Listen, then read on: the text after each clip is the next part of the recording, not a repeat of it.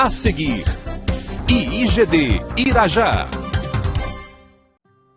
Então, quando a família tem um familiar que realmente leva Deus a sério, que pratica a palavra de Deus, a família não entende, irmãos. A família não compreende. A família não quer, ela quer ficar fora, ela não quer ficar dentro do entendimento, porque ela nem sabe o que é esse entendimento. Aí vocês ouviram a Rosiane falar. Às vezes parece que não está acontecendo nada. Confia na oração que você faz. Deus está trabalhando. Deus não obriga ninguém a se converter. Deus não age por força, nem por violência. É pelo Espírito de Deus. Às vezes não compreendemos como é que Deus trabalha. Importante é que nós façamos a nossa parte. O material que Deus tem para trabalhar, muitas vezes, é o bom testemunho de um cristão. Quem sabe aquela pessoa da sua família, tá, lida com vários evangélicos e a maioria deles dá péssimo testemunho de vida cristã. E aí? Deus não opera na força, Deus não opera na violência.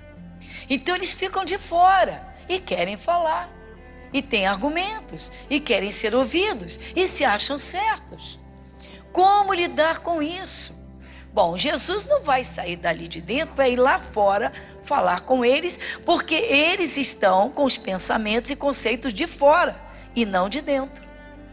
Quando você entra no corpo de Cristo, quando você entra na igreja, quando você começa literalmente, não é, a colocar a palavra de Deus no seu coração, você vê as coisas diferentes da forma como você via antes.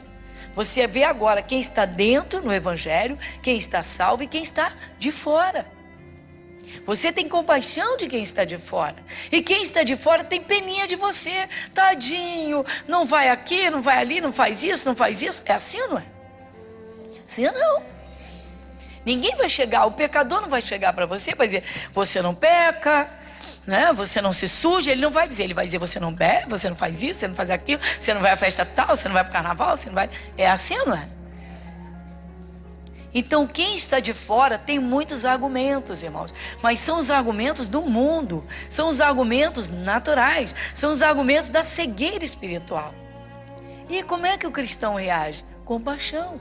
Mas ele não pode sair da sua posição, ele não pode deixar, né, a sua comunhão com Deus para ir lá fora, ou seja, usar os costumes do mundo para dizer, agora vocês estão felizes? Vai todo mundo lá para a balada, então vamos. Para, meu irmão.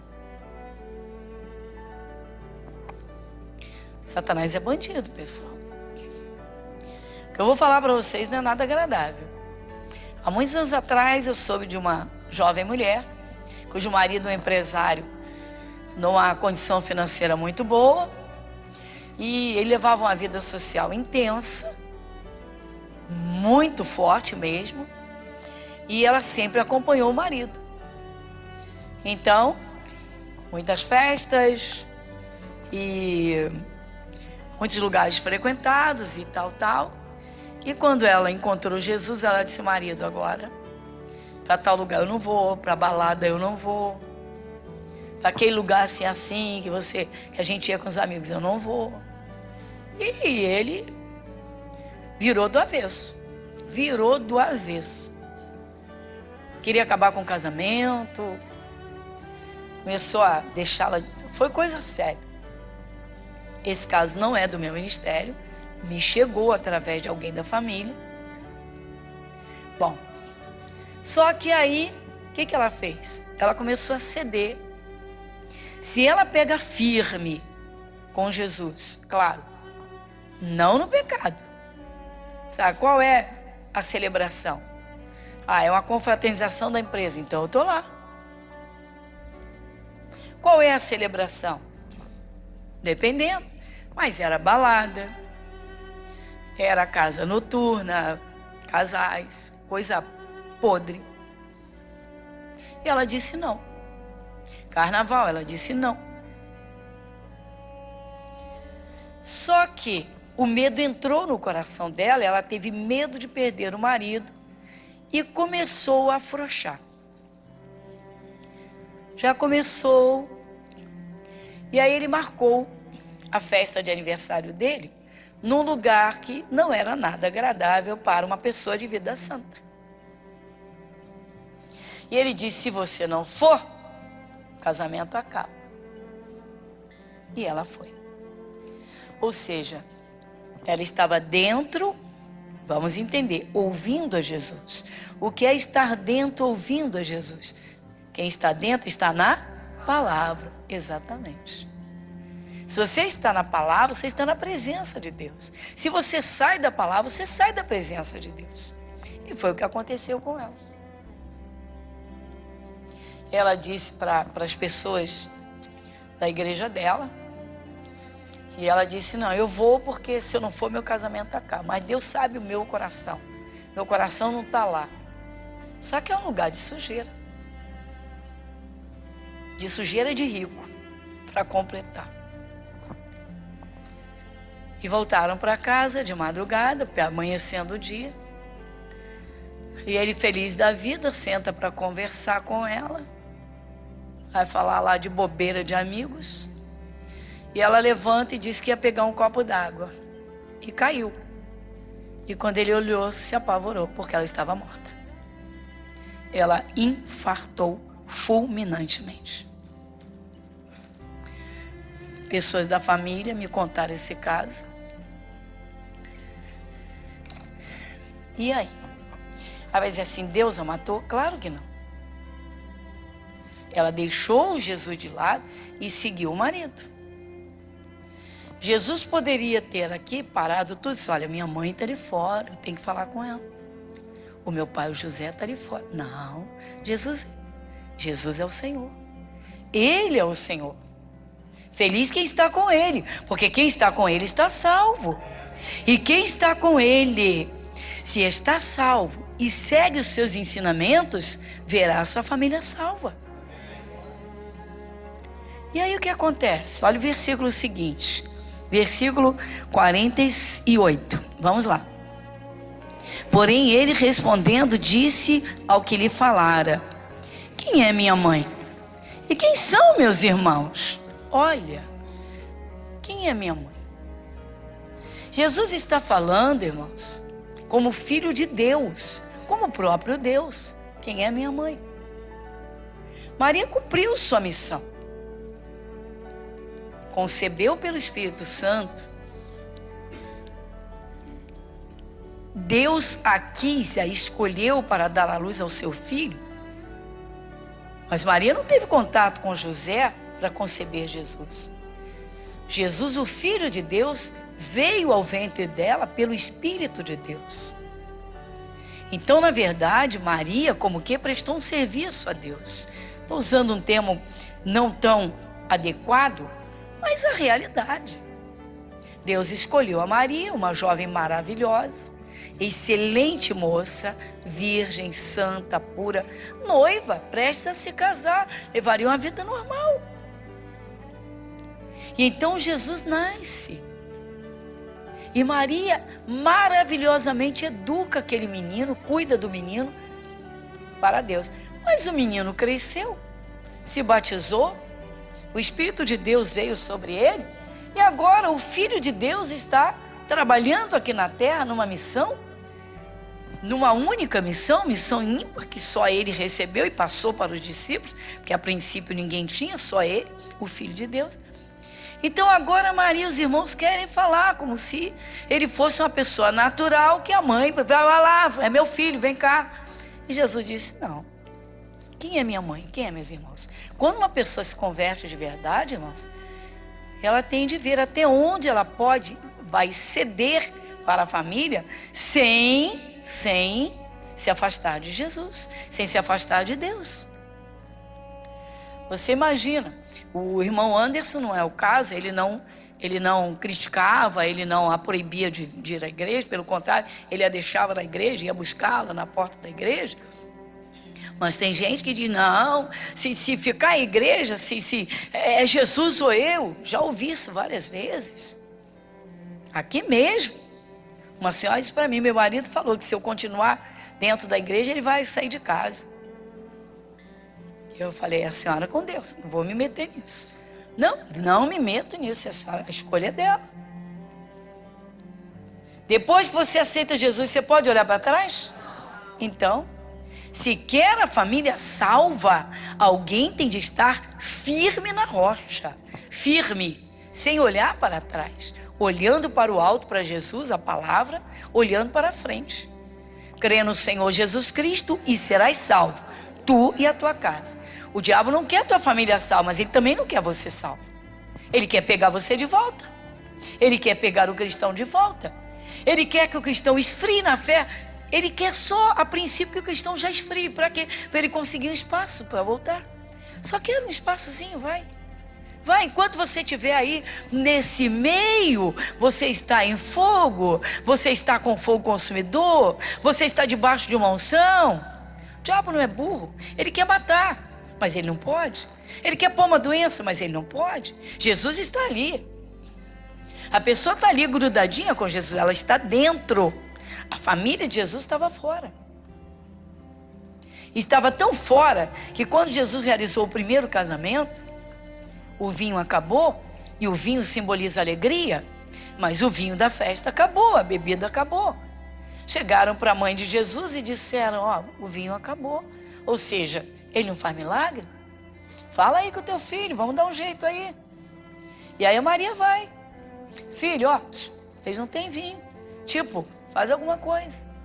Jesus virou-se para ela e disse, mulher, o que tenho eu contigo? Quantos aqui sabem que isso é verdade? Por favor, quantos sabem? Mulher, o que tenho eu contigo? Mulher é um tratamento respeitoso, é a forma de tratamento judaico. Muito bem. Mas ele disse claramente, o que tenho eu contigo? Ou seja, cumpriste a tua missão. Aqui está o Filho de Deus. Quer milagre? Milagre não vem da natureza terrena. Então não vem da mãe.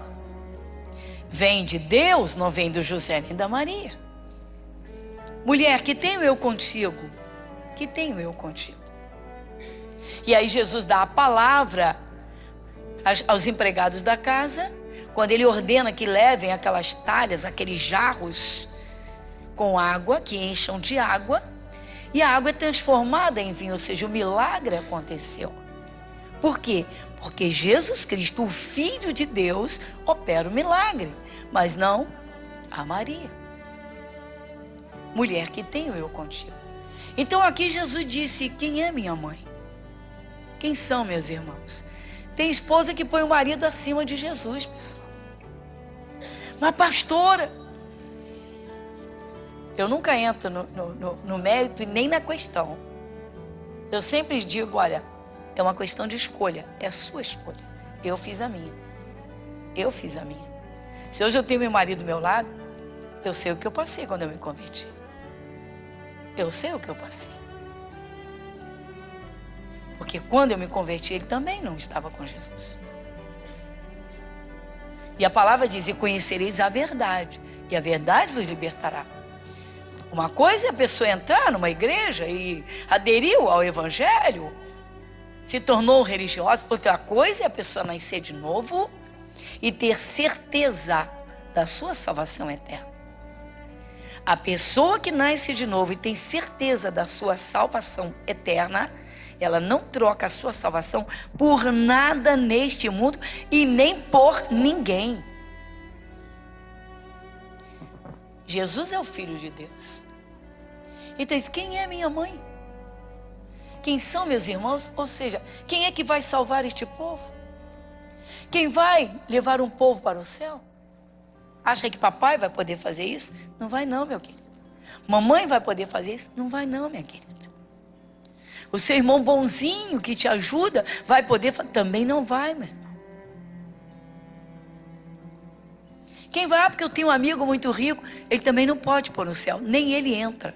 Se ele não aceitar a Jesus e entrar para ouvir, para servir. Tem de estar dentro e não fora. Quando um se converte, a pressão espiritual em cima dele é muito grande. O diabo quer tomá-lo de volta. E quer impedir que a família veja a luz. Jesus disse, vós sois a luz do mundo. Não se esconde uma lâmpada acesa embaixo do alqueire. Ou seja, a tua lâmpada se acendeu, você agora enxerga a verdade. Você agora tem o poder de Deus. Você agora pode paralisar a ação do demônio. Então o diabo quer pegar de volta. No mínimo, como eu disse, ele quer esfriar a fé. Porque enquanto a sua fé estiver firme, enquanto você estiver, tá, a cada dia firmado na palavra, com a palavra viva no teu coração, com a chama do nome de Jesus acesa, que você sabe que se você invoca o nome de Jesus, o poder de Deus é liberado. Você sabe que o diabo não tem espaço. Você sente a diferença na sua vida, sim ou não? É ou não é uma realidade? Então, pessoal, há uma guerra espiritual. O diabo quer que os cristãos esfriem na fé. Ele quer tomá-los de volta. Ele quer manter a família presa na cegueira espiritual. Pois está aqui Jesus. Minha mãe e meus irmãos, vamos ver o que vem agora? Versículo 49. E estendendo a mão para os seus discípulos, disse: eis aqui minha mãe e meus irmãos, porque qualquer que fizer a vontade de meu Pai que está nos céus, este é meu irmão, irmã e mãe. Então agora, irmãos, para encerrar, eu vou te dar mais um alerta, porque muitas vezes o cristão tem parentes também cristãos, mas que estão fora, não estão dentro. Não estão na palavra, não estão congregando firmemente, fazendo parte do corpo de Cristo, e não compreendem por que aquele cristão é tão preso à palavra, é tão ligado ao corpo de Cristo, e aí gera-se os estigmas: fanático, bitolado, igreja que prende, igreja que não sei o quê. Há cristãos e há cristãos. Você que escolhe que tipo de cristão você vai ser. Deus tem filhos e filhos e filhos. O Judas Iscariotes sentou ao lado de Jesus. Esteve aqueles 3 anos e 6 meses e alguns dias do ministério físico de Jesus ao seu lado. Jesus disse que ele colocava a mão no prato dele. Era o costume do judeu molhar o pão. Jesus disse: o que come o pão comigo. Às vezes é o próprio parente cristão que é um instrumento do inferno para tirar a fé do cristão, para esfriar o outro cristão, o cristão verdadeiro, para que ele não tenha poder sobre Satanás. Quantas pessoas, irmãos, cedem aos apelos da família, acabam esfriando, posteriormente se desviando, e aqueles que conseguem voltar para tentar reacender a chama, é uma luta.